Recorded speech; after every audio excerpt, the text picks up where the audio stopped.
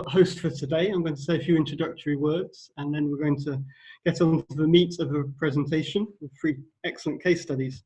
I work for Scottish Natural Heritage, which is the national nature agency here in Scotland, and we'll be delighted to be hosting this webinar today from our offices in rural Perthshire, which is sort of in the middle of the country.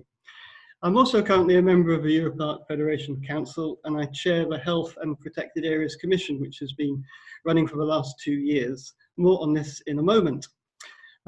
It's great to have so much interest in the event today. Not everyone has turned up, of course, but we did have over 220 people registered for the event from, I think, about 25 European countries, plus others from the US, South America, India, and Southeast Asia, which does go and illustrate the interest in this topic.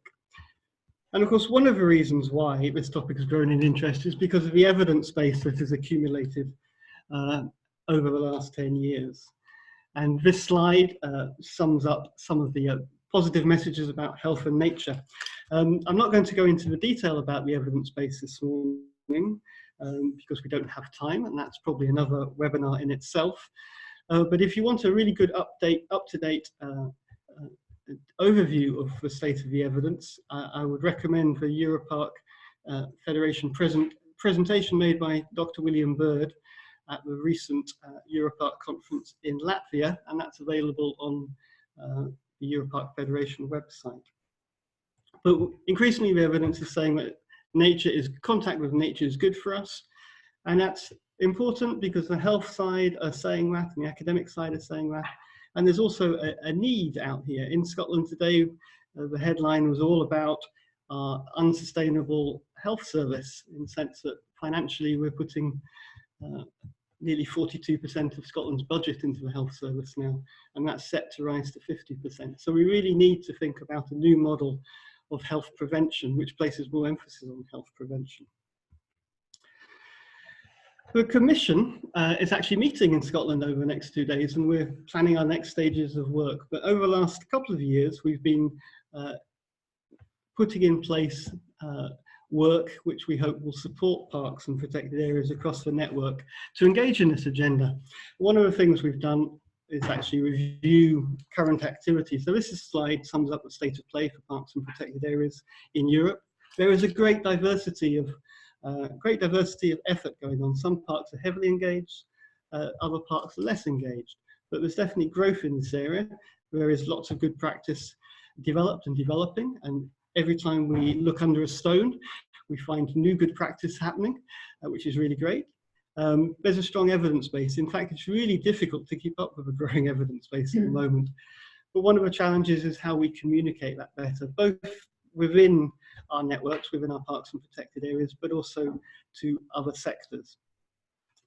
There are some significant challenges in this agenda in terms of political and professional relevance, funding, the challenges of developing new partnerships and new sectors and stakeholders. And there is also a significant opportunity for us in terms of demonstrating the benefits of nature for people, and hopefully getting political support for extra funding too. So the Commission's view is that we are making good progress, but if we want to transform what we're doing, these are some of the steps that we think we need to be thinking about. Start building awareness and capacity in our organisations on health, look for opportunities to link to local health professionals, developing new partnerships around health promoting use of the parks, do more around monitoring and evaluation and building up the data which shows the contribution of parks, and if possible, link to the research community and continue to learn from good practice elsewhere. There's 3 things that the Commission have done to date. We've collated 14 case studies from 10 countries across Europe. They're available on the EUROPARC website. There's a link here. We want more. Certainly some countries are definitely doing good things, but they're not providing case studies. So if you have a case study inspired by this webinar, please look at the EUROPARC website or contact one of the Commission members. That would be great. The second thing we've done is create a toolkit with the aim of helping protected areas contribute to the delivery of health outcomes. It's available in a PDF, but also online. It contains some of the key messages that we've just been talking about. looks at policy frameworks, sources of evidence, links to case studies, and also provides a very simple checklist, which we hope will enable parks and protected areas to review what they're doing and see the areas they might want to do more of. And the goal is really to encourage use the toolkit to encourage use of nature as core business in both environment and health sectors. So if you haven't looked at that, that's again well worth looking at. And the third thing that we've done really recently at the conference, EUROPARC annual conference in EUROPARC in Latvia in September, already seems quite a long time ago, we developed a communique which commits the Federation to developing a healthy parks, healthy people approach in Europe.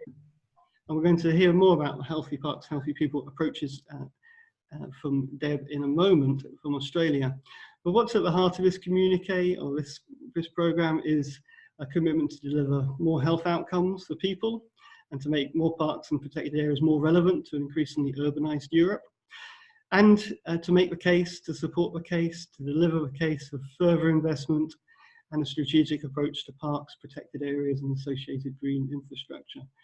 One of the challenges in this area is the diversity of parks and protected areas that we have, from very urban, peri-urban parks and green space to very remote wild places. They all have a role and contribution to make, but it is different and the challenges are different.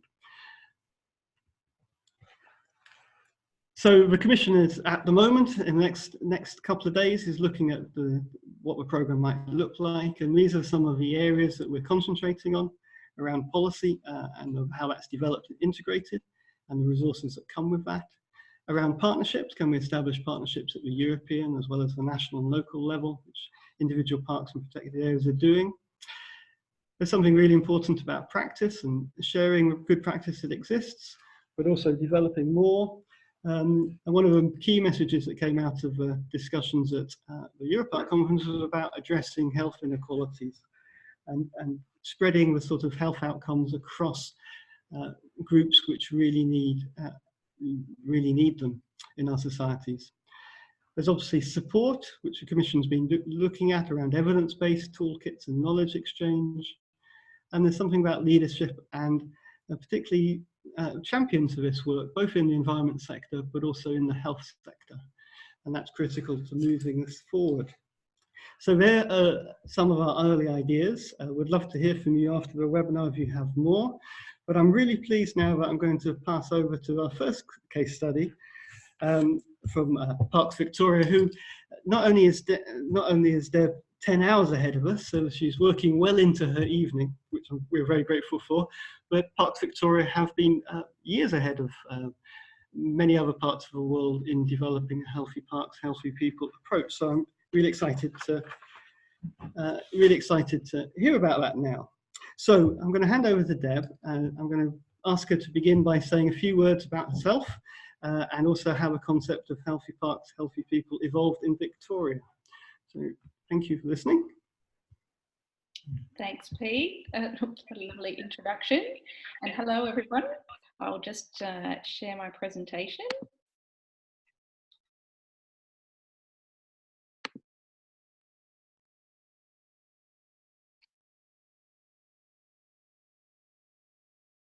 Hi, Deb. Could you turn up the volume a bit, please, at your end? Is that sounding better? Is that okay? Yes, excellent. All right, hang on a sec.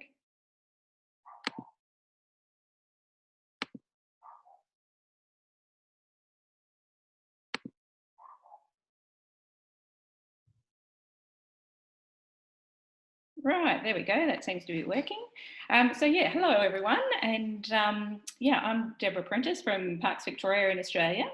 And I work with a fabulous team of people to put the Healthy Parks, Healthy People approach into action. And I'm sure there's many others listening today who are also working to make this happen. I've learned a lot already just from Pete's presentation, and I'm really keen to look at those case studies so we can keep learning. And also that toolkit sounds fabulous too. So thank you for that. It was really also interesting to hear about the new communique for EUROPARC. And it's just amazing to think that what started as just a tagline, a marketing tagline at Parks Victoria about 20 years ago, it's now become a worldwide movement to connect people to nature and increase their health and well-being. So where did it all start? Well, of course, even though we coined the phrase healthy parks, healthy people, First Nations communities around the world have known and practiced the connection between nature and human health for a lot longer. From here, I'd like to acknowledge the traditional owners of the land from where I'm presenting today, the Wurundjeri people, and pay my respects to their elders past, present and future.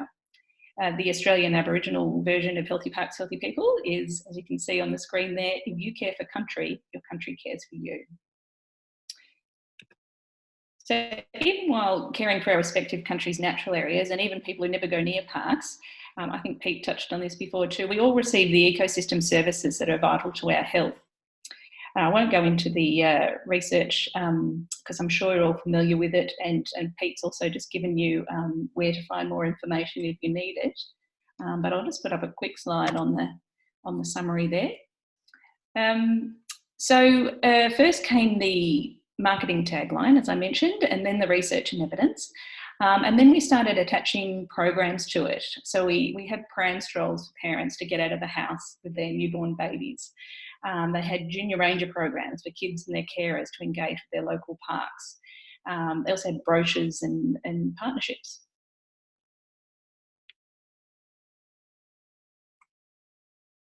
Okay, thanks, Deb. So after road testing the concept in Parks Victoria, what happened then to Healthy Parks, Healthy People? So then we started to spread the word around Australia and around the world. The conservation sector, and in particular park management agencies, took the idea and grew it and morphed it into all sorts of variations that you can see today. There's a few of the programs that you can see on this slide. So we had changes in policy, we had increased research and evidence, there was increased awareness and advocacy, like the #NatureForAll campaign in Canada. And while policy research and awareness are really important, they of course only get you so far. So it's been the expansion in the programs, particularly partnership programs, that has really connected people to nature for their health and well-being. So globally, there's several countries that have pushed ahead to create innovative programs, and I'm sure in those case studies that Pete mentioned, there'll be more. The ones that are listed on the screen there, we've got park prescription programs such as Park RX in the US, Healthy Parks, Healthy People initiatives in Finland, forest bathing in Japan, Korea and China, and in the UK, nature-based outdoor health programs are now being supported by the National Health Service, which is fantastic. And so it evolved. So here's a little bit of a timeline of key events and milestones that have helped shape the agenda over the last 10 years.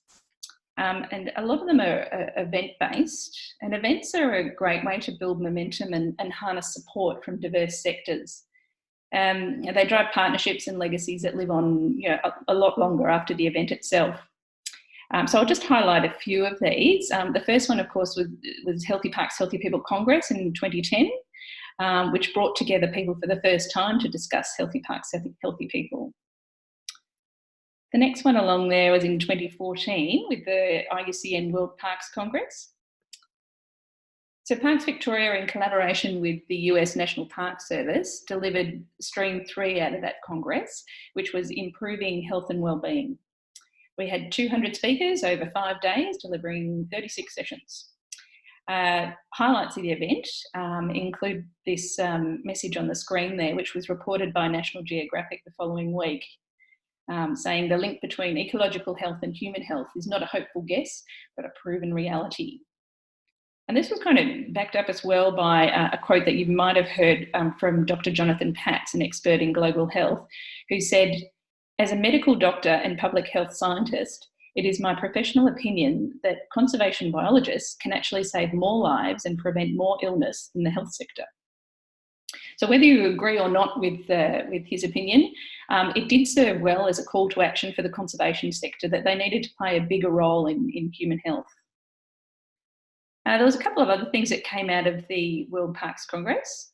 I think I mentioned before the #NatureForAll campaign, which came out of the Inspiring a New Generation stream, and the IUCN Health and Wellbeing Specialist Group, which I'll speak about in a moment.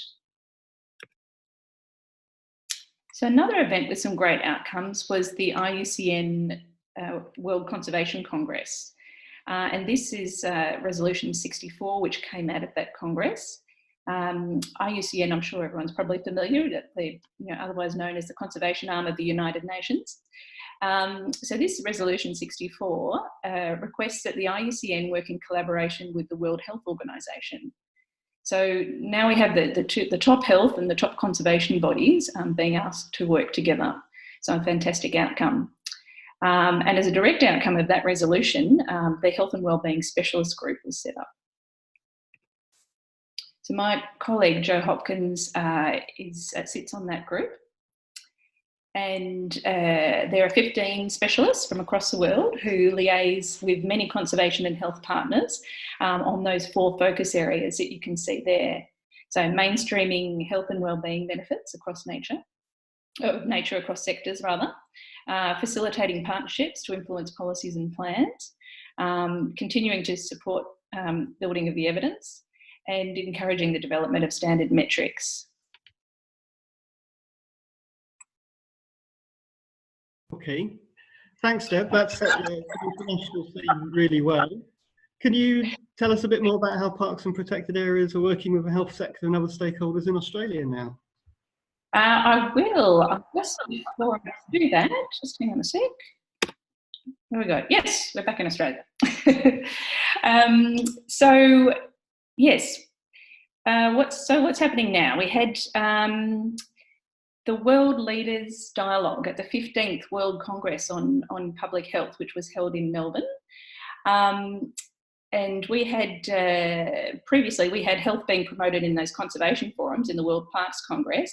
And now at this Congress, we had healthy parks, healthy people and nature being promoted in a health forum for the first time.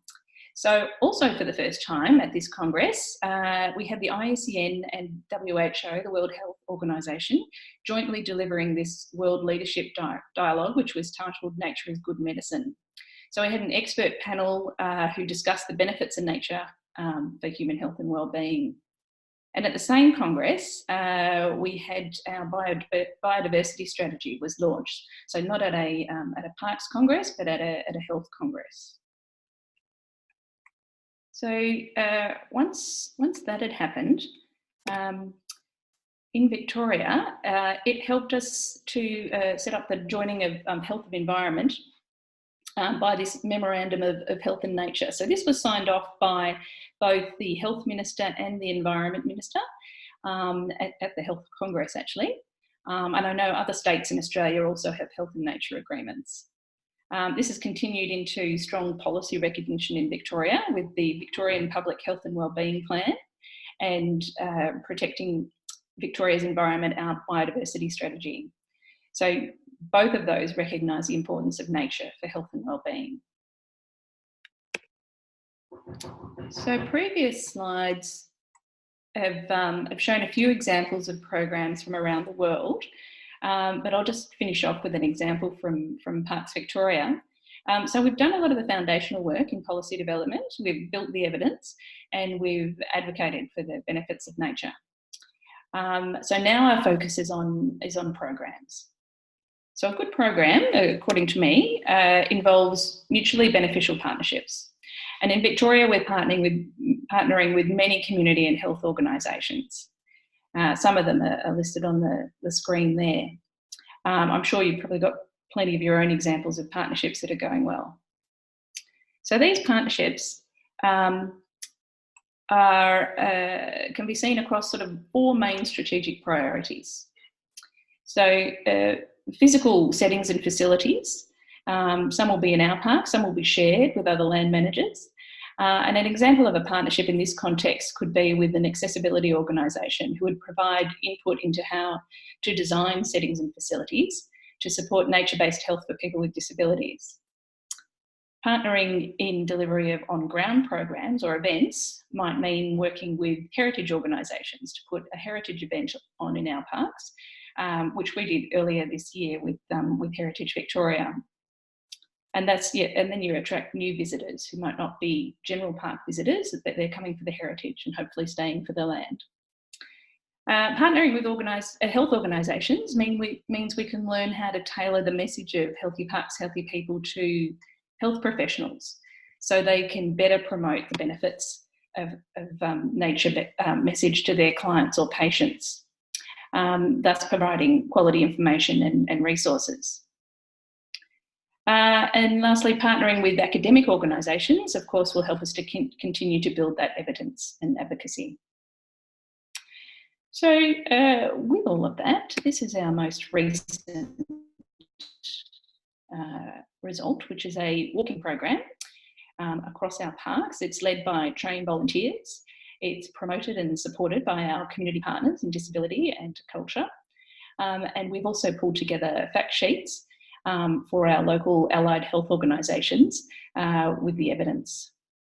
So here's the lovely people walking in the park. That's the result is diverse communities engaging with healthy parks and becoming increasingly healthy.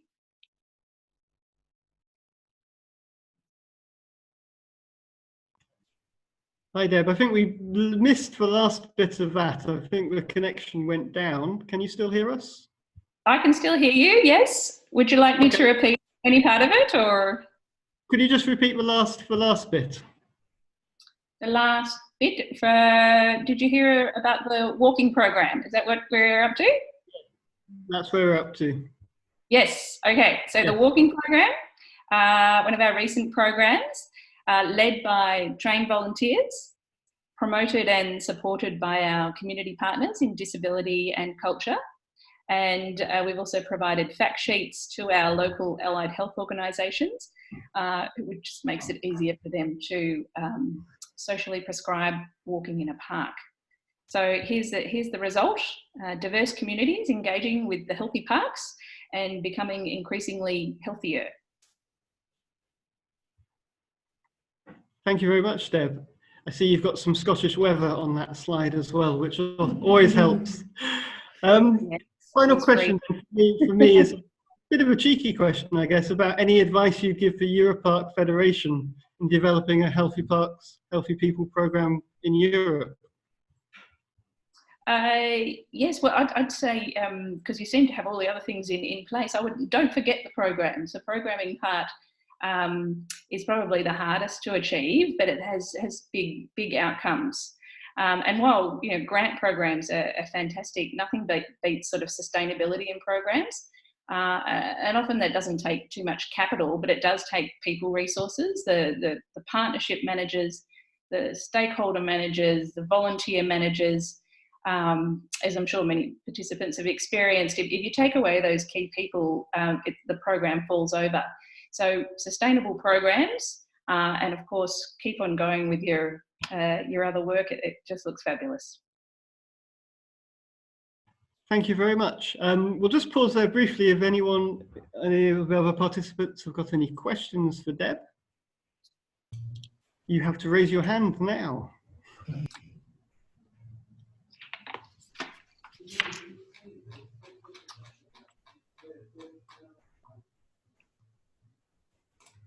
I can't see any raised hand for now.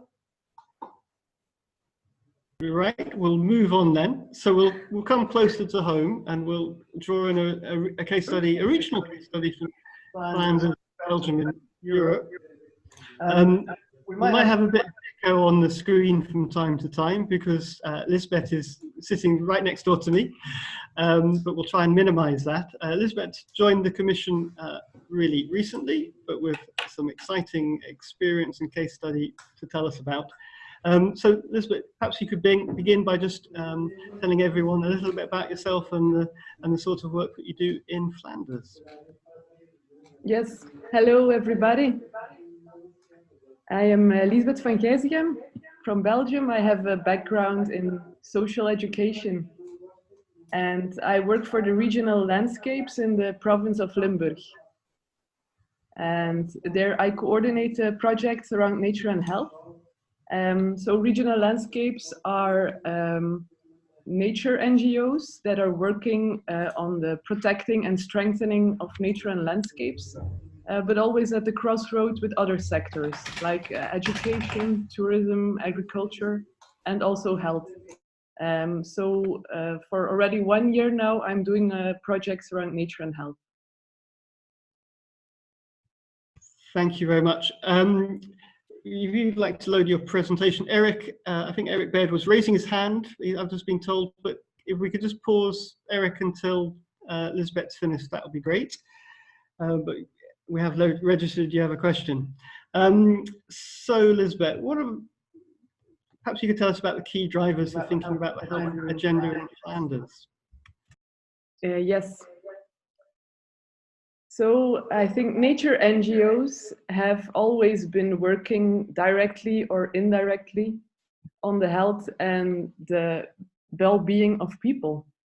Already in the 19th century, in the Yellowstone, the first national park in the world, people went to nature for their benefit and enjoyment. And ever since we have preserved and strengthened landscapes, opened up nature areas, created hiking and biking paths for the well-being of the people. But lately, however, due to increasing urbanization and also chronic stress, people tend to forget that nature has a positive effect on their well-being. So since a few years, nature NGOs in Flanders have started to bring that back into the attention, because we believe that nature cares for people. And people who know that will also care for nature. So we started about 4 years ago with Inspiration Days.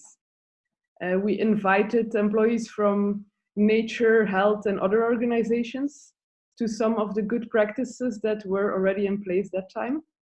We showed them green schools, green care homes, and other places where staff worked closely in and with nature for a better well-being of their target groups. And at that time, our attendees, they were interested, but we still had a hard time to convince them, especially the medical sector. They wanted more evidence on the effects of nature. But we didn't give up. We kept on organizing these Inspiration Days. We started to build partnerships. We initiated more projects on the field. And during the years, also the research results piled up. And then in the year 2018, last year, we had a big citizen science project in Belgium. It was on air pollution. And it also underlines the emergency to start acting upon this. As you can see on the map, together with the north of Italy, the other red dot is Flanders. So we do have quite a problem on air pollution. Oh, this is an ad from an outdoor shop that is also promoting nature for your well-being.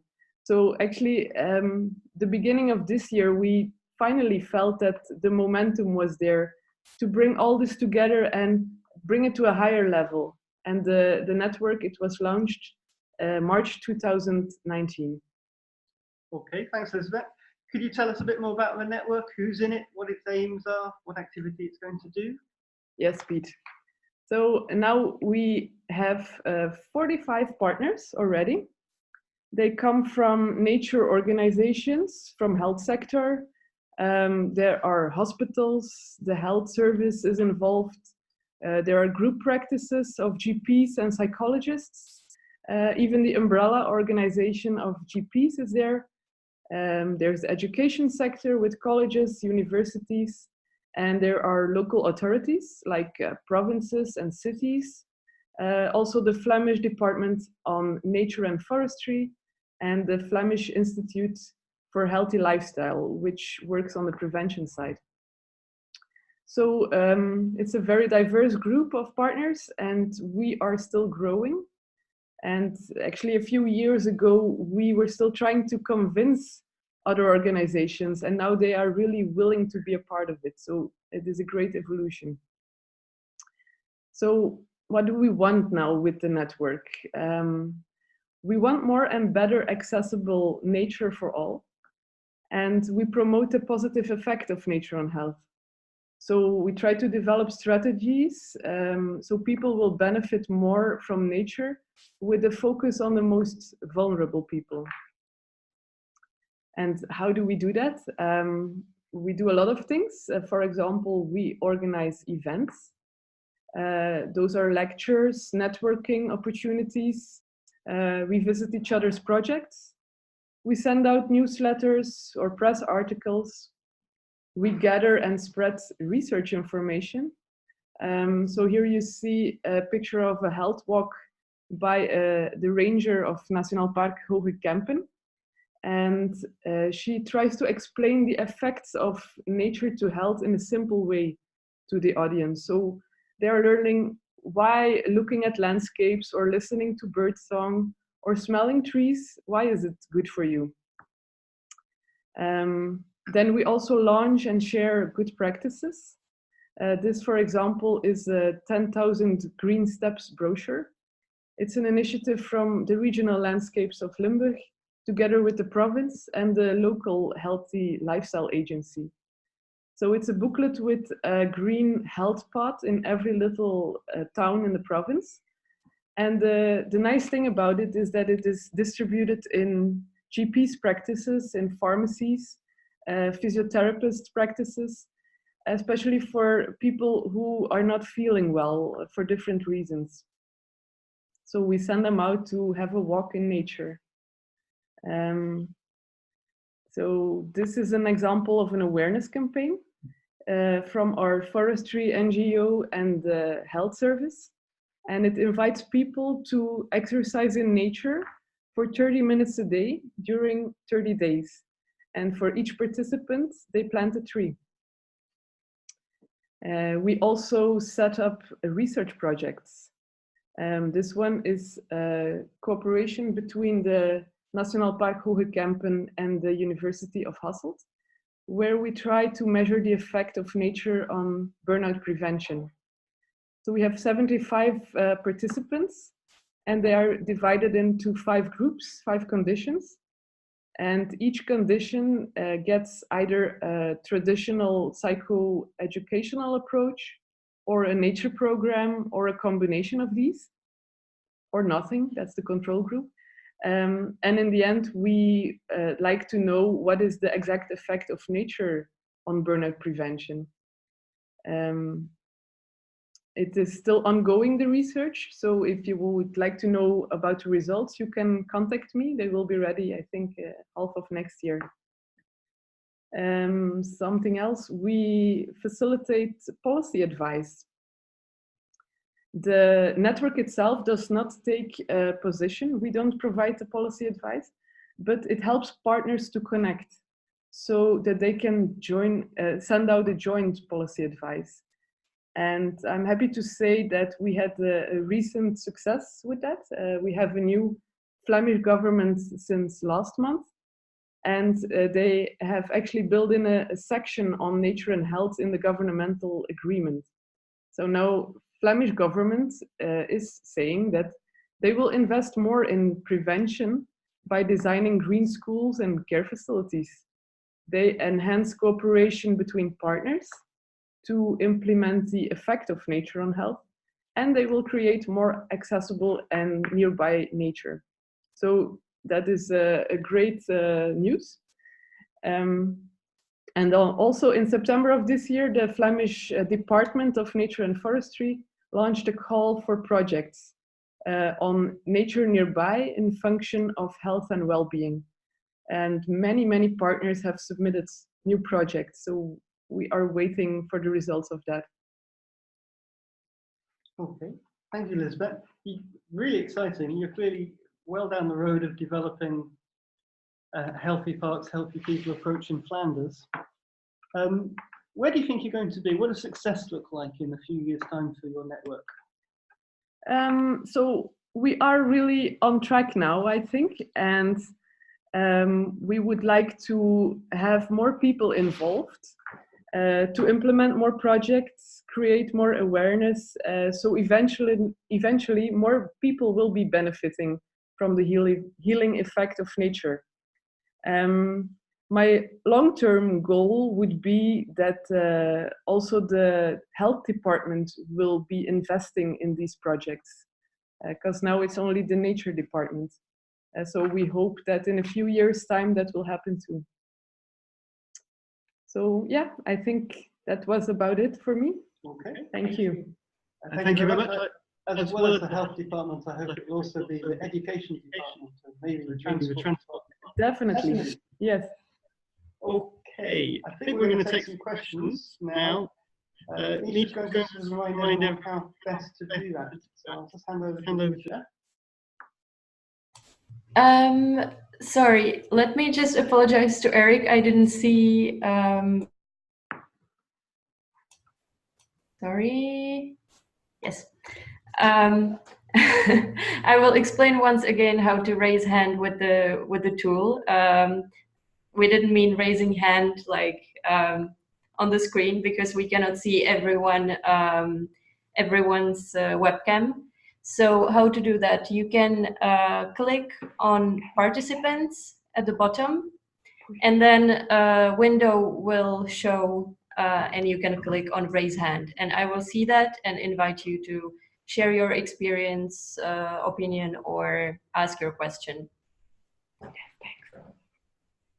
So, does anyone have a question? Stefania,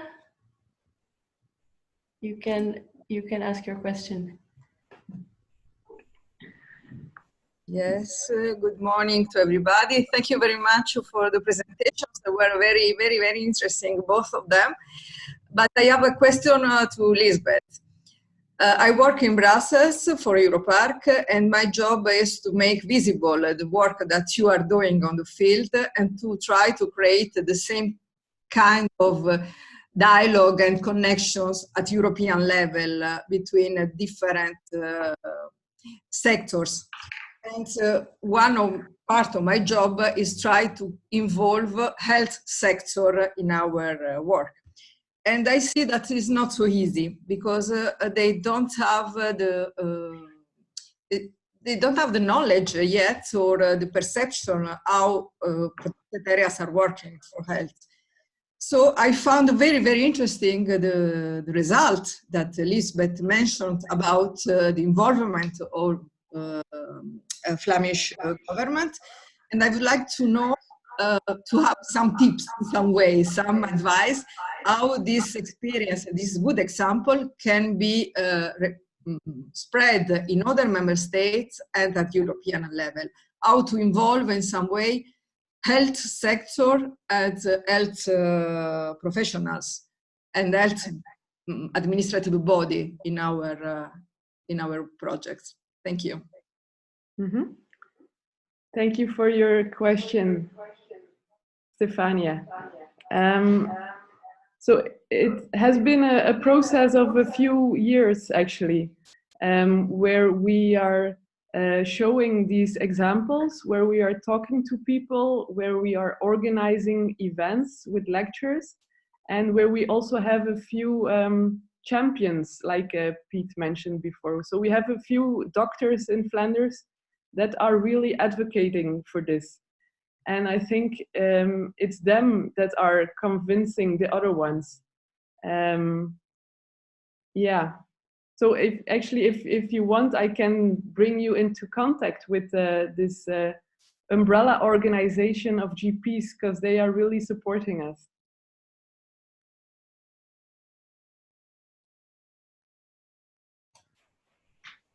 Thank you. Now there is Eric asking his question. So please turn on your microphone. And do we have any more questions? Eric, do you want to? Yes. Are you still raising your hand? We can't see you on the screen. Yeah. Good morning. Can you hear me? Yes. Yes, can you hear me? Yes, yes, we can hear you and we can see you. Okay, thank you very much. I've got a few questions. Firstly, going back to Deborah, who mentioned the standard metrics. I'd quite like more information on that, and also a potential link to the in your walking slide. You mentioned the fact sheets for the partner agencies. That would be particularly helpful if there was a link to that. And then my third question was to Elizabeth. Elizabeth, just pronounce it properly. Elizabeth, my question was that we have wasted quite a lot of money and effort in the past encouraging the worried well to participate in health activities. Where in fact you say you're focusing on the most vulnerable, and I think I agree with you that that's where the resources should go. So I'd like to hear more about how you actually focus on the most vulnerable people.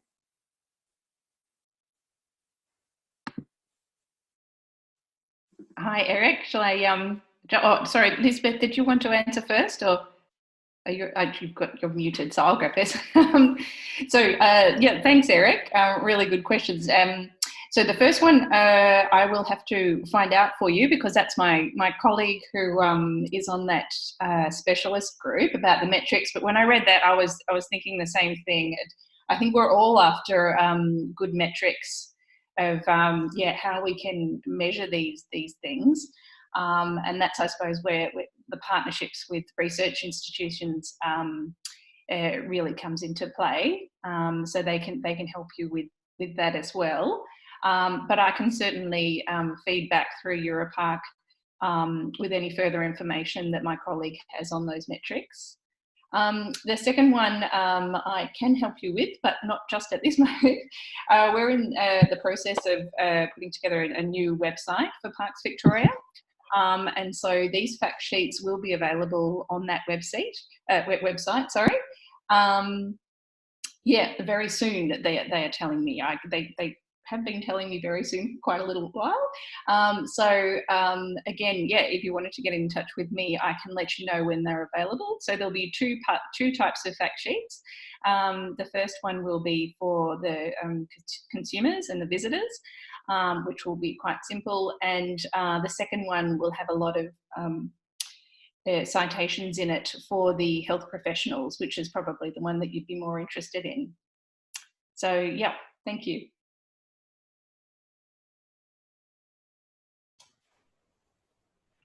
All right, there was Sabine raising her hand. Oh, and sorry, I think there was a question for Lisbeth there that Eric had as well. Okay, sorry. Hey, Eric. You had a question on how we try and reach the most vulnerable. We try to bring people into our national parks, but especially in Belgium, since it is such an urbanized area, we also try to bring nature to the people.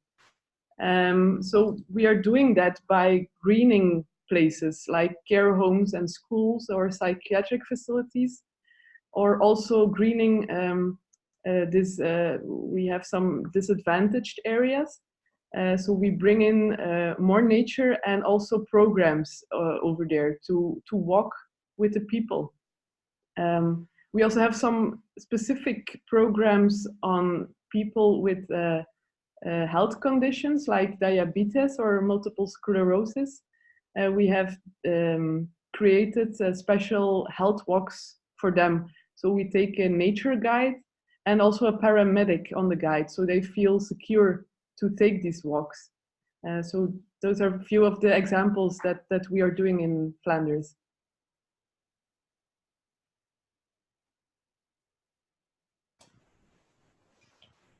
Thank you. So Sabine, do you still want to ask your question? Sorry, I had the same question as Eric has, so thank you. All right. So then there was Linda raising her hand.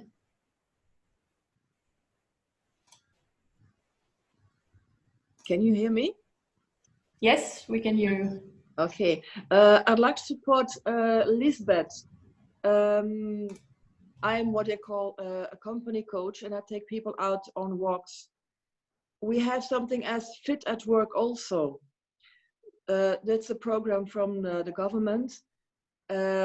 Companies can address people who work with Fit at Work, so they can get somebody into their companies and try to get the company more into nature, more balanced. So the team members, the people who work in those companies, are more mentally balanced. So that's a program too, but not a lot of people know it. So it would be good to have a platform to reach out to people in Belgium or even abroad. So that's one of the things the government is supporting in Belgium too. So I wanted to tell that to Lisbeth also.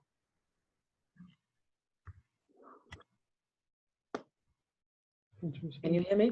Thank you, Linda. I haven't heard of the initiative, so you should definitely tell me more about it and try to be in contact with our network. Because we send out newsletters, we organize events, so we can help maybe to communicate it further.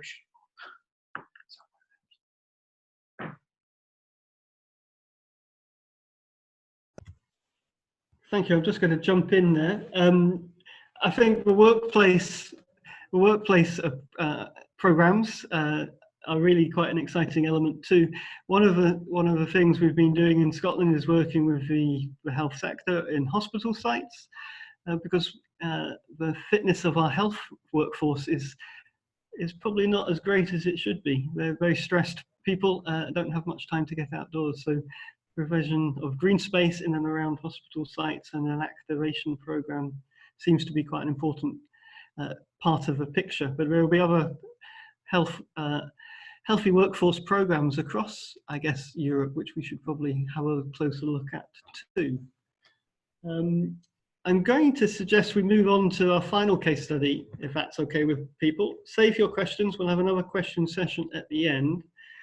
And we're going to look now at a local project. It's from a place in Scotland, just down the road from here in Cumbernauld, but a very different environment to where we are at present in Scotland. So welcome to Paul Barclay, who works for the Scottish Wildlife Trust.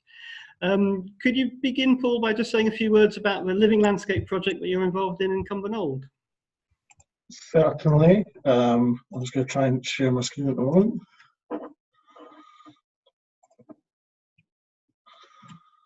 I'm hoping that's worked. Yep, perfect. So first, a slight correction. I don't work for the Scottish Wildlife Trust. I work for TCV, the Conservation Volunteers. But we're part of a partnership with the Scottish Wildlife Trust. So in Cumbernauld, we have the Cumbernauld Living Landscape, which is the partnership organisation that I'm talking about, which is made up of the Scottish Wildlife Trust, North Lanarkshire Council. So those are the two major landowners within the town. The conservation volunteers, who bring in some expertise on engaging communities and working with volunteers. The James Hutton Institute, who are our research partner, and Sanctuary Scotland, who are the major social housing provider within the town. So they provide, obviously, access to an audience of people who could benefit from what we're doing. We're funded by a variety of different organisations, but I think it's fair to say the majority of our funding comes from the National Lotteries Heritage Fund. So yeah, Cumbernauld Living Landscape is this umbrella organisation designed to try and look at the green areas of Cumbernauld the town on a landscape scale. So that's joining up the different partners, the different pockets of land, the different green areas together and trying to come up with a sort of unified management scheme for them. Cumbernauld itself is a new town, that we call it in Scotland. It was developed in the 1960s as a way to house some of the overspill population from primarily Glasgow. which is the largest town, the largest city in Scotland. And the idea was to take people from very, very highly urbanised, poorly designed, not very nice living conditions to a new town, a new vision for a new way of living. The town itself has 4 Scottish Wildlife Trust nature reserves within it. It has 9 large North Lanarkshire Council or other owned parks and green spaces. And it is actually 50% green space. It was designed from the outset to be a green town, to have a lot of green space, have a lot of opportunities for people to interact with nature. So it was, the vision from the start was always there. Whether it was always implemented in a great way, well, maybe time hasn't shown that quite so well. So this is the kind of, this is what Cumbernauld looks like, if you like, and this has been taken from a nearby nature reserve looking down towards the town. It is highly urbanised in areas, and it is kind of noted within Scotland for its areas of deprivation. Unfortunately, the grand plans of the 1960s didn't go quite the way they would have liked, and this is the kind of view that most people, when they think of Cumbernauld, this is what they'll think of. They'll think of the grey areas, they'll think of deserted shopping centres, they'll think of urban deprivation. And this is part of what we're here to try and change, is to change that image. So looking at this, which I'm not 100% convinced is a real postcard, but I'm assured it is, supposedly issued by the council or the Cumbernauld Development Corporation. We don't want people to come to Cumbernauld to see this. We would like people to come to Cumbernauld because it also contains this. Cumbernauld is actually a fantastically natural, green, beautiful space. And we're here to promote that. We're here to create these habitats. We're here to restore these habitats where they're degraded. We're here to connect these habitats together into a hopeful unified whole. But probably more importantly, we're here to publicise these habitats. This particular slide shows a large pond and nature reserve. The tree line in the background, there is a large school and a large housing estate immediately behind that tree line. And the vast majority of the inhabitants of that housing estate and the pupils and teachers from that school have no idea that that pond is there. We've gone into these schools, we've worked with these people, we've asked them, do you visit the pond? And the normal answer is, what pond? So we need to try and raise that view, that vision of what's out there. Again, this is a nature reserve, which is right on the doorstep of a large housing estate. People don't use it, people don't know it's there. We're here to try and change that attitude and to try and come up with ways to get people into the outdoors, ways to get people enjoying and using the outdoors, and ways, from my point of view, we've got 4 project streams, one to enhance and to work practically within the woodlands, one to engage volunteers to do practical work around nature reserves, one within schools to try and inspire that love of nature within school children, and my own project stream, which is to try and encourage people to use these green spaces for their health, primarily in my case for their mental well-being. And this last slide is just to try and kind of show just how close some of the housing is to nature reserves. They are right on their doorsteps. But unfortunately, people either don't realise, or they're not motivated, or they're not inspired to go out there and use these areas for their health, or for any purpose in some cases. Thanks, Paul. You've given us quite a vivid illustration of the challenges that Cumbernauld has, but also some of its fantastic natural assets, and I guess the great divide between the people who use them and the people who don't use them. Could you say about the development, a bit more about the development of a Wild Ways Well project, please? So the first issue with Wild Ways Well project is how difficult it is to say. But I'm assured it is a good name for the project. I myself stumble over it quite a lot. So yeah, Wild Ways Well was born out of the sort of consensus of research and of lived experience and of project experience that the various partners were having around the idea that nature could be used as a healing tool. And that also sort of synergistically came together along with governments, along with the sort of rise in awareness of the mental health crisis, which is going on not just in the UK, but globally. And government and higher order policy, which was starting to move towards the idea that, you know, the natural health service, as we often call it, and the use of nature as possibly the future of some forms of care. And combined with that, as the environmental organisations that are part of our partnership, we're all very interested in the idea of natural capital, which is the idea that the landscape around us, the natural landscape around us, has a value beyond its intrinsic value. And that if we can demonstrate that value to people, then they're more likely to protect it. If we can give people another reason to protect nature and to protect wildlife and to protect green spaces, then that's just another level of protection or level of armour that these green spaces have. So that all come together. And then, you know, we realised that, well, we have these spaces in Cumbernauld, we have these green spaces in Cumbernauld, we have these areas where people can reflect, we have these areas where people can spend time in natural surroundings.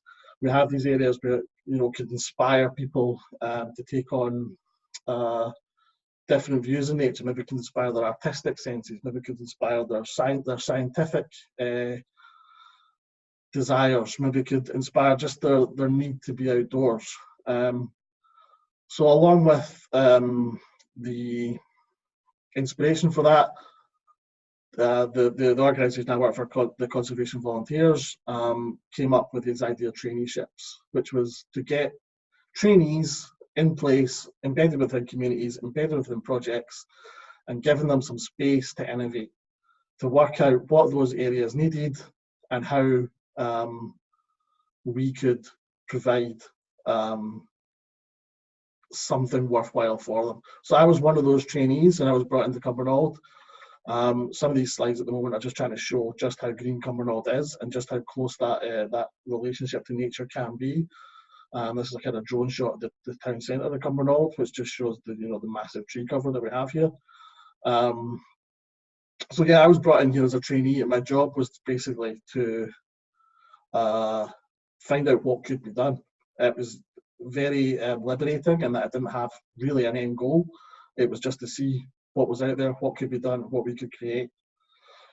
So we consulted widely with the local community. We popped up in shopping centres, we popped up in schools, we visited community centres, we visited local charities, we visited local groups, we wrote articles in the newspaper, we created an online presence, we created questionnaires, we ran our own events, where we asked people to come and speak to us and come and tell us their views of what they felt Cumbernaulds nature was doing for them and what they would like from Cumbernaulds nature.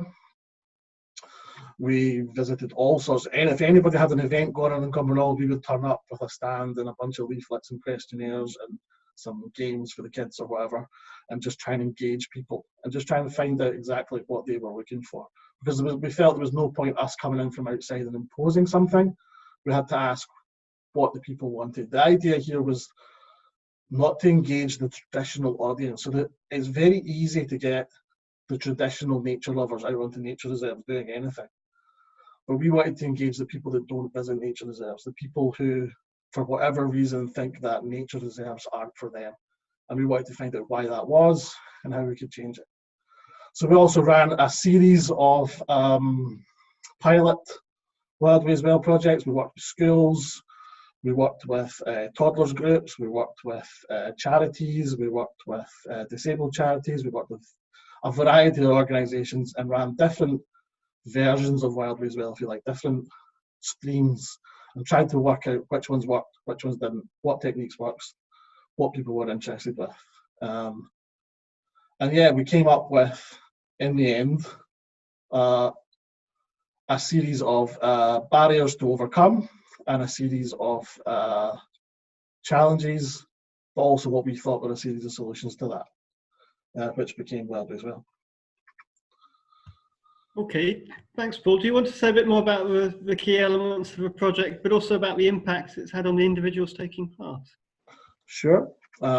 So when we developed these barriers, what we came up with were the general fear of nature that a lot of people were experiencing.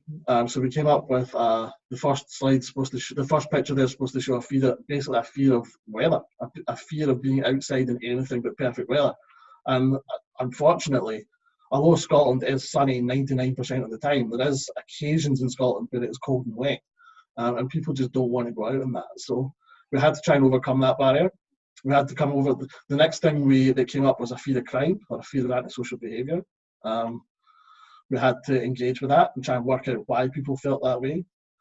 There's a genuine fear of being lost. People who spend most of their time indoors, once they get into an unfamiliar area, were genuinely scared that they wouldn't be able to find their way back. Despite the fact that, Cumbernauld, although a town of 50,000 people is a fairly large town, you're not going to be walking in it long before you find civilization. And the last one is to illustrate animal attack, which is, again, I find that funny because there are no dangerous animals in Scotland, but there is a perception that there is, especially amongst the young. There's a perception that there are creatures out there that can hurt them. So again, it was realising these barriers existed and then trying to overcome them. We combined that with some research, the UK government research that had come up with this idea of the 5 ways to well-being, which are, I'm just going to flick to the next screen to save me trying to remember them, are be active, take notice, give, connect, and learn. These 5 actions have been shown by research to enhance people's lives. If you build these 5 actions into your daily life, it will help you to live a happier, more mentally balanced life. So we took these 3 elements. We took these barriers that existed. We took the freedom to innovate that was given to myself as a TCV trainee, and we took these Wellbeing as well. We took these 5 ways to well-being, and that's when we came up with Wellbeing as well. That's when we started working with the community, with anybody who would work with us, to create this program. So Wellbeing as well settled down from the experimental work we did at the start, settled down into a fairly simple structure. Wellbeing as well is a walk. We meet in a central place in Cumbernauld. We meet somewhere where everyone can get to very easily. We meet on a public transport route, so there is, little cost to getting there. We emphasise as well on all these sessions that there is no need to provide any equipment. You do not need to wear special outdoor clothes. You don't need an expensive jacket or an expensive pair of boots. You can come out in the clothes that you spend your everyday time in. If the weather's particularly bad, we'll lend you a jacket if necessary, but most of the time you're fine in a pair of jeans and a pair of trainers. We take people for a walk into these green spaces, and we help them to discover that these walks are available on their doorstep, that there's no difficulty for them to access them. There's no permissions needed. There's no health and safety issues. There's no antisocial behaviour issues. There are no dangerous animals. There's no chance of you getting lost. We just give them that experience of being in the outdoors in a safe way, and encourage them to think, well, we could do this. We always stop for a social session. Big problem in Cumbernauld and all over the UK is social isolation. So we always stop and have a cup of tea or a cup of coffee or a cup of hot chocolate made over a fire, and just give people time to spend talking and engaging with their peers. For a lot of people who are social isolated, this might be the only chance in their week that they get a chance to stop, spend a bit of time with people who are in the same situation as them, people who have the same interests and goals, problems that they do, and just spend some time chatting. And I think for myself, that's probably the most important part of what we do, is that space just to do nothing. We often say on these sessions, we can't solve your problems for you. You know, if you've got a huge issue waiting for you at home, if you've got a bill you can't pay, an argument you're going home to, a life situation that you don't want to face, we can't fix that for you, but we can give you 2 hours, 3 hours, however long, where you don't have to think about it, where you can take your mind into a natural place and just enjoy the feeling of nature around you. And then on top of that social session, we have our conservation activity. So this helps us to bring home the conservation message that comes from the conservation volunteers, obviously, and also from Scottish Wildlife Trust and North Lanarkshire Council. This is the conservation messages that we're trying to push, and that we're trying to encourage people to come out and share the green spaces with us. So we do things like citizen science, camera trapping, we do all sorts of nature identification sessions, we do all sorts of upskilling sessions in a variety of green crafts. We do bushcraft, we do art, we do photography, we do a bit of poetry. Just recently we had a storytelling session where we sat in the dark around a fire and we told traditional Scottish stories, which was a lovely activity to do, and just something that maybe a lot of people wouldn't get a chance to normally do. We've got a standard 12-week block that we can offer to people. I don't think we've ever done the standard 12-week block because we adapt it to our audience, and there's no point, again, us imposing from the outside what to do. We ask people, what do you want to do? And then we adapt to that.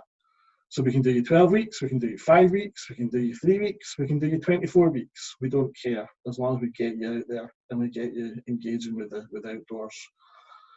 We've got a variety of groups out at the moment. We've got several closed groups, we call them, which are groups who are primarily made up from members of a single referring organisation, so whether that be their employment service, we've got a group of Syrian refugees, we've got a group of dementia carers, we've got various closed groups who come out with us. We also have open drop-in groups where anybody can come along. No booking required, no notice required.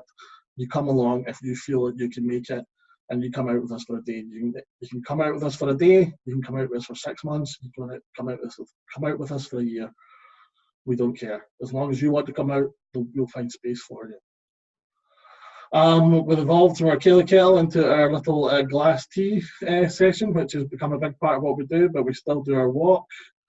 We still play games in the outdoors, we still do our conservation activities, and we've had a lot of success. We've had a lot of fantastic feedback. One of the problems we have with this project, and it was interesting to hear some of the talks earlier, is around that idea of evidencing it. It is a really difficult thing to do. So one of the approaches we've done is these sort of case studies, is collecting quotes, is collecting life experiences, is collecting people's feedback on what we do, direct feedback on how they feel about what we do and how they feel it's benefiting them and what they feel we could do differently to help. So we collect a lot of that information and we feed that, we're constantly feeding that back into what we do.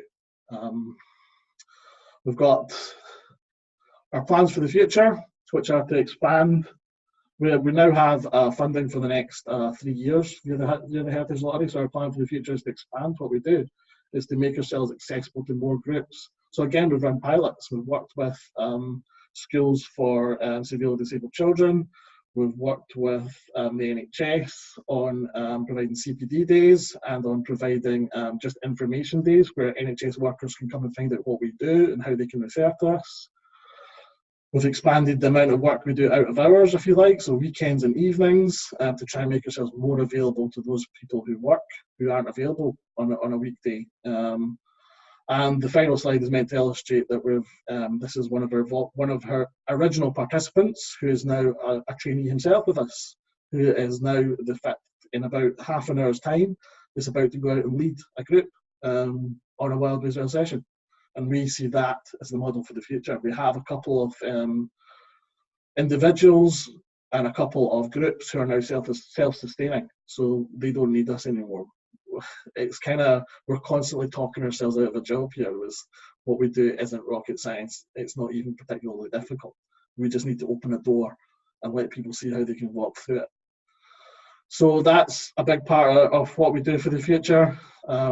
Again, this is just a little slide to show were lottery funded, but also to show this was a CPD day that we did, where we got loads of people in and around to see what we do and to find out how they could do it for themselves.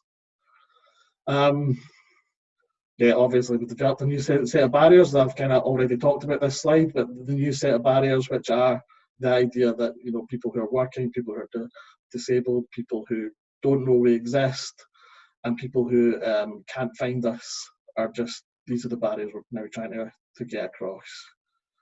So yeah, that's kind of where we are. Thank you very much, Paul. That's a really powerful case study.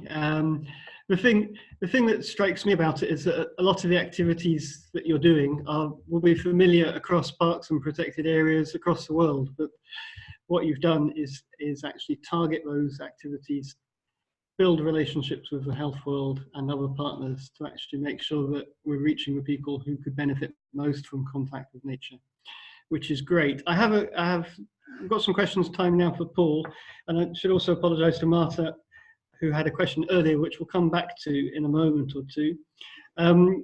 I've got a question for Paul from Carol Ritchie here. Lots of good connecting methods, face-to-face connections, meetings, etc. The question's about how much have you used social media, or do you think social media has a role to play in making those connections to people? Social media, definitely. I mean, obviously there is an issue out there, and social media has, you know, some negative connotations to it. But social media is also an incredibly important tool, an incredibly powerful tool. And the way we look at it is we will talk in whatever way people want to listen to us, especially when we're talking to schools, when we're talking to the younger generation. We have to talk on social media. So we do have Twitter, we do have Facebook. We are experimenting. We're well behind, obviously, because, you know, we're a slightly older generation. But, you know, we're experimenting with things like Snapchat and Instagram and trying to make these things happen.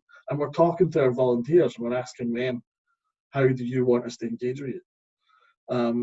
How are you finding out about us, and how would you like to find out about us? There's no point ignoring something like social media. As long as we use it carefully and sensitively, then I think it's a very powerful tool. Okay, thank you for that, Paul. I guess it's time to raise your hands if you've got other specific questions for Paul. I would ask a question on behalf of Marta Fungobe, who wrote it in the chat. She addressed it mainly to Parks Victoria, but any of the speakers can answer. And she said, I wonder if you have developed a different approach to work in more remote protected areas. I guess that many healthy activities seem to be easier to promote in areas close to cities, isn't it? Yeah, thanks, Marta. Yes, and I suppose yes is the answer to that. At the moment, we are focusing on areas where there's greater populations rather than remote areas. However, you know, and also I'd like to say thank you to Paul for. It was a wonderful lead up to, you have a walking program as well. I think it's just a really great, simple way to engage people, and you've done a fabulous job on that. But also I think walking you can do anywhere. So we are having conversations with some of our regional staff in more remote areas as to how they could adapt the program to do that. And the most interest we've got is from areas where they work with traditional owners and our Aboriginal people, and so they're thinking of developing a program for that, but it hasn't happened yet. So we are still just focusing in those urban environments at the moment. Thanks, Deb. I've got a couple of observations on that too. One is about rural areas have health problems as well. They tend to be quite different, of course. In Scotland, some of our challenges are around an ageing population and the loss of contact with people. So social isolation has become quite a big health issue in Scotland. So what role do parks and protected areas which are in those areas have a contribution to make to that agenda too? And one thing that we talked about in Latvia, we had an excellent case study from the Wilderness Foundation, which was about taking disadvantaged young people into remote places, including parks and protected areas in workplaces, and the actual impact on that in terms of giving them space to think, to develop confidence, giving them new hope in life is really powerful. And there's a good case study of that now on the EUROPARC link to the EUROPARC conference web pages. You'll find that, and there's also you'll find that presentation, and you'll also see the case study on the case study section too. So I think there's probably two roles there for parks in more remote parts of our countries. Do we have any more questions? Yes, there is Eric raising his hand again. So Eric. Okay, thank you very much. Not a question, a contribution, if I may. In the Cairngorms, we have a program called the Cairngorms on a Shoestring, and this is particularly developed for deprived people to come in and enjoy a protected area, quite a remote protected area. So we identify very cheap, very affordable activities and a program of those activities that people who normally wouldn't be able to participate can actually come and enjoy. The barriers we've found to that have been twofold. Firstly, reaching those people, and what we do with our outreach is to already existing groups. So there's a magazine sold by homeless people called The Big Issue, and in Glasgow there's a Big Issue Hillwalkers group. So we worked with them and invited them into the Cairngorms National Park. And the other barrier that we face is quite an interesting one, psychological one, on behalf of people who already exist and live in the national park, and they think it's perhaps patronizing to actually encourage people, deprived people, to come into the national park. But that's their problem, not our problem. That's a great case study, Eric. I would encourage you to put it online, please, because that's the sort of case study that would be really powerful. And I'm sure it's happening in other parts of Europe too, but if we can network and share experience of that, we can become smarter and more influential. So, okay. Yes, please. Thank you. Thank you. Yes, thank you, Eric. And it would be great if you could share it on our Knowledge Hub. It's already in the chat. There's a link. There is Sabine who is raising hand. Yes, I was questioning if somebody have experience with we have the program in Scotland. I love it, but that's people that really go there for a longer period. We are looking for how to get people from going daily outside, just having the normal lives, and then get them attracted to go out more. Is somebody having experience with that?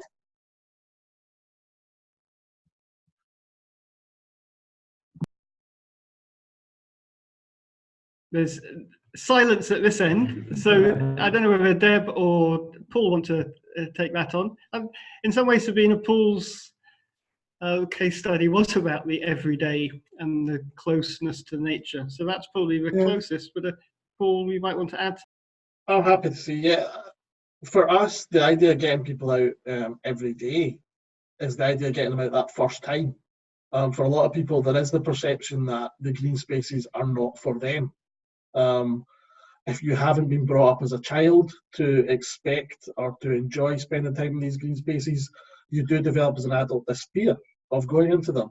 The idea that parks, that nature reserves are for children, are only for children, or are only for rich people, or are only for nature geeks, as I often get called. There is an idea that out there that these parks are not for everyone. So the first step is breaking that association. Is just showing people, no, these parks are yours. These parks are for you, and there are things that you can do in these green spaces and in these natural areas that you will enjoy, that will benefit you, that won't cost anything, or at least a very minimal amount of outlay.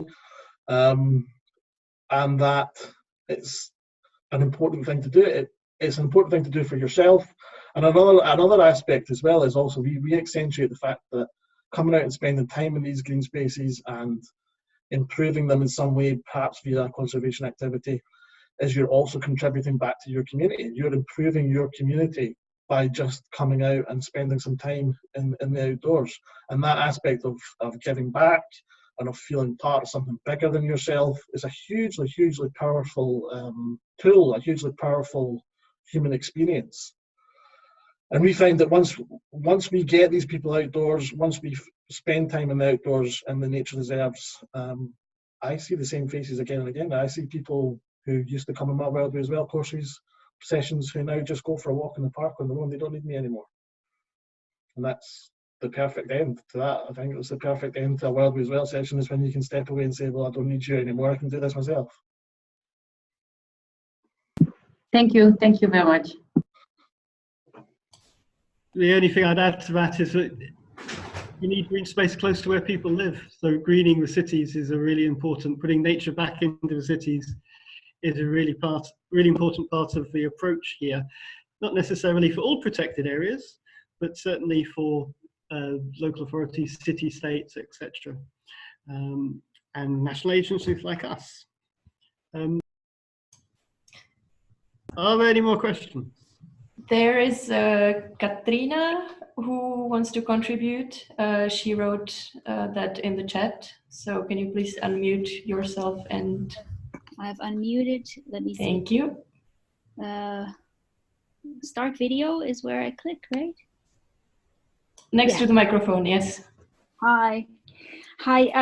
So I'm also based in Belgium, and Lisbeth said that she had already mentioned the 3030 project, but that's the one that I wanted to also mention. I didn't know, I wasn't here when you discussed it, but basically the answer was to the question about how to encourage people to get out. And now since 2017, they've been running this program in Belgium, in Flanders, first in Eastern Flanders and now broadly in the entire Flanders, where they're trying to get people to go out for 30 days, for 30 minutes a day in green environment or natural environment. And so basically the people have an online diary, and then we ask them, where did you go today? How many minutes, and what did you do, and how do you feel after? This is the online diary, and then we do 3 surveys. So beginning, 1 month right after the campaign, and then 1 month after the ending of the campaign, just to see how long the impact lasts. And it's been really nice. We just closed we closed the campaign of this year this weekend. So we had 1,100 participants. I didn't look at the data yet, but I wouldn't be surprised if it was the same as last year's. And that means we are attracting highly educated women over 35 years of age with a high nature connection, living in green areas. So, but the challenge there is that these women also need support in getting outside because they're busy, often moms, often still full-time employed. So what they need is some sort of an encouragement to get outside. So it's a very important target group. But the point is, we also need to branch out of that, or then come up with another campaign. But the online diary is proving to be very useful. And also the big carrot, let's say, is the fact that we are working together with a forest organization, Bos Plus, that promises to plant 1 square meter of forest for every participant in the campaign. And as you maybe know, Flanders is lacking some forests, so it's very motivating to people. That's it. Thank you. That sounds a really exciting project, and I guess one of the things we're looking at in the Commission is, are there projects that we could replicate or promote across Europe? Perhaps there's something in there. But as I said to Eric, that would be a great case study. So get 500 words is all we want, and what you've just described there would make an excellent case study. Eric was also raising his hand previously. I don't know if he still wants to contribute. Yes, thanks. It was just the point that was raised a couple of speakers ago about getting people, again, deprived people into nature, and on an everyday basis, rather than just as a kind of one-off. And Paul, to some extent, answered that question, and but I think Pete did as well subsequently, when he said that the important thing is to try to get nature into their communities, rather than take them out of their community into nature. And I know that, for example, I think it's 10 trees per city block is enough to make a significant difference to people's health and well-being. Nature Fix is probably the reference that I got that particular one from. So it doesn't take much to actually green or naturize a person's environment. And that means that they do get exposed to it on an everyday basis. Okay, thank you. Thanks, Eric. Can I just ask Deb, perhaps, about whether Healthy Parks, Healthy People in Australia has looked at the greening of cities and the role of parks and green spaces within cities in this agenda? Unfortunately, not really. It's something I'd really like to see happen, because I think that is a fabulous concept to have, you know, a certain number of people can come to the parks, but a lot of parks in Victoria are quite inaccessible to people if you don't have a car, and our public transport system hasn't really kept up with the demand. So of course, originally you've got the barriers of people don't know about parks, and they don't they don't come to them for that reason. And then if they did want to come, they can't get there. So bringing the parks to the people, I think would be wonderful. And aside from a few conferences where we've brought lots of trees in and made a beautiful space, we haven't gone down that track yet. Thank you. Any more questions? I don't see any hands. I just remind that you have to click on participants and then raise hand if you want to contribute or ask a question.